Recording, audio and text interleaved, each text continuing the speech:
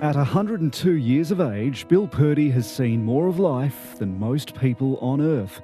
But despite his years, he recalls the day in 1941 when, barely out of boyhood, he enlisted to serve in the Second World War.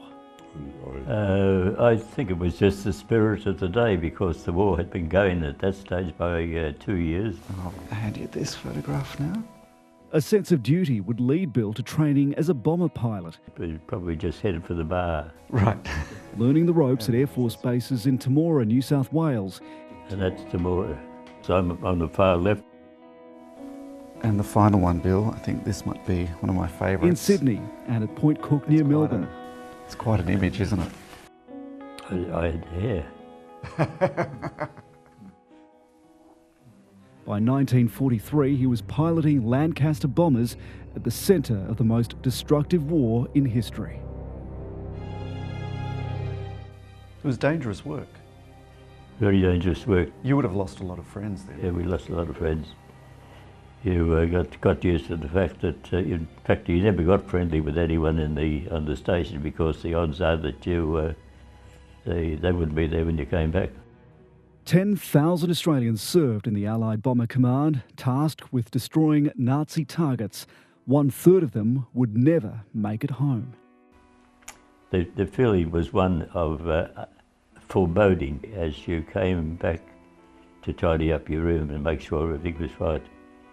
And your little letter from Mum to say thanks, Mum, for what you did for me, but I'm not coming back anymore.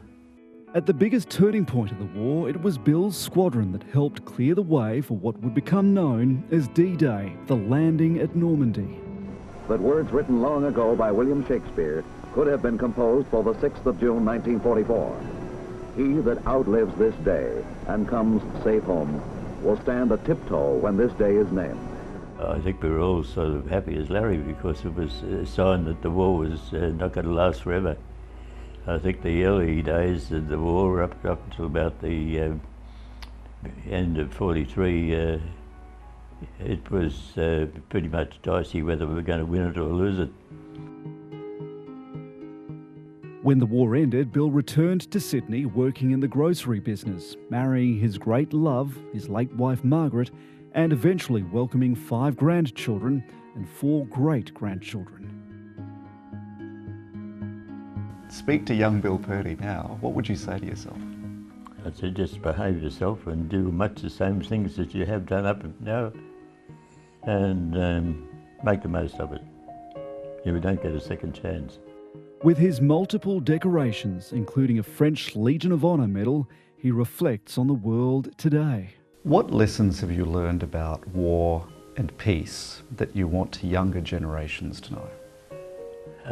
Don't get involved in it. Important thing to learn to live with your neighbours, whether they're next door to you or whether they're in the next country to you. A wartime hero with an enduring message of peace.